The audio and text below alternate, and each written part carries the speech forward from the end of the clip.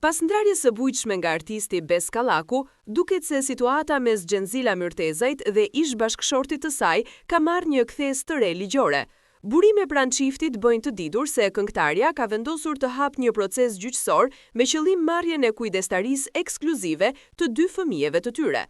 Sipas saj, stabiliteti emocional dhe mjedisi familjar i fëmijëve është luhatur gjatë periudhës së ndarjes dhe ky hap, sipas saj, ishte i nevojshëm për të mbrojtur interesin e të vegjëlve. Nga ana tjetër, Bes Kallaku e ka përjetuar këtë situatë si goditjen më të rëndë pas ndarjes. Ai është e shprehur se pavarësisht gjithçkaje që ka ndodhur mes tyre si çift, lidhja me fëmijët është e paprekshme dhe se e ka konsideruar gjithmonë familjen si prioritetin e tij absolut. Sipas tij, një proces i tillë ligjor nuk duhej të kishte ndodhur kurrë, pasi për fëmijët është e rëndësishme që të kenë të 2 prindrit e pranishëm në jetën e tyre. Seancat gjyqësore zgjatën disa javë, ku të 2 palët paraqitën argumentet dhe provat e tyre.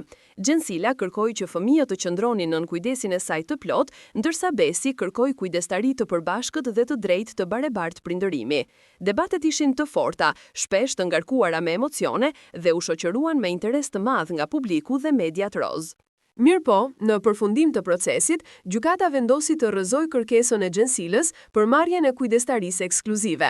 Vendimi u mbështet në parimin se prania e të 2 prindërve është thelbësore për mirëqenien emocionale dhe psikologjike të fëmijëve. Gjykata theksoi se nuk kishte arsye ligjore apo psikologjike për të larguar Bes Kallakun nga jeta e përditshme e fëmijëve, duke urdhëruar kujdestari të përbashkët dhe ndarje të barabartë të kohës prindërore. Ky vendim ka sjellë reagime të në rrjet, ku një pjesë e publikut ka mbështetur Xhenzilën, ndërsa një pjesë tjetër ka përkrahur Besin, duke cilësuar vendimin e gjykatës si të drejtë dhe të balancuar.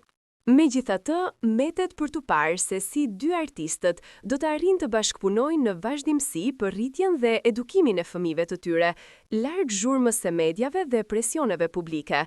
Në fund të ditës, ata janë prindar përpara se të jenë personazhe publike.